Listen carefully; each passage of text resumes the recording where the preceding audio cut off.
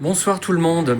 Je ne sais pas si vous avez remarqué, tout comme moi, que lorsqu'on parle de distance de sécurité, de vitesse limitée, de stop dont il faut tenir compte, de tout un tas de choses comme ça, alors les gens vous écoutent, mais en fait, souvent ils ricanent parce que même dépassent la vitesse autorisée, prennent le volant avec de l'alcool dans le sang, n'hésitent pas à, voyons, franchir des lignes blanches.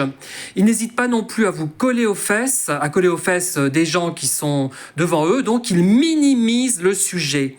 Mais moi, je pense qu'il ne faut pas minimiser ce sujet.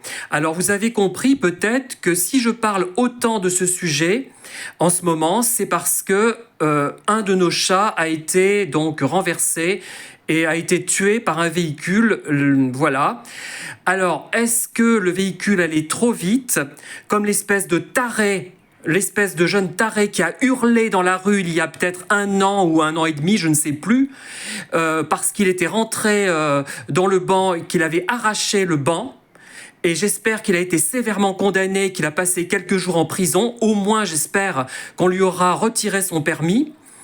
Parce que si j'avais été assis sur le banc, je serais pas là pour vous en parler. Je serais peut-être dans une chaise roulante ou dans l'océan Atlantique sous forme de, comment dire, de cendres, comme ma mère, hein.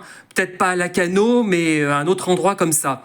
Et donc, il y a une banalisation parce que ça fait chouette, ça fait cool de dépasser la vitesse autorisée, de prendre de l'alcool et conduire un véhicule. Alors, certains, en plus, disent « Ah oui, mais ce sont les drogués, les toxicomanes qui sont le plus dangereux. » Non, je ne suis pas certain. Effectivement, ils sont aussi dangereux, mais ça permet de se dédouaner et de se dire « Ah ben, moi, je bois, c'est moins grave que si je me droguais. » Non, c'est tout aussi grave. Ça dépend de ce que vous faites une fois que vous avez bu. Donc arrêtez de dire ce genre de balivernes.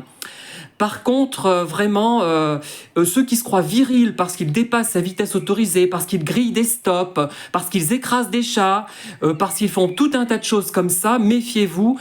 Justement, pour moi, c'est l'envers, le contraire de la virilité. Et j'estime que je suis beaucoup plus viril que la plupart des hommes hétérosexuels ou homosexuels d'ailleurs, parce qu'il y a aussi de sacrés beaufs chez les homos, hein, il ne faut pas l'oublier.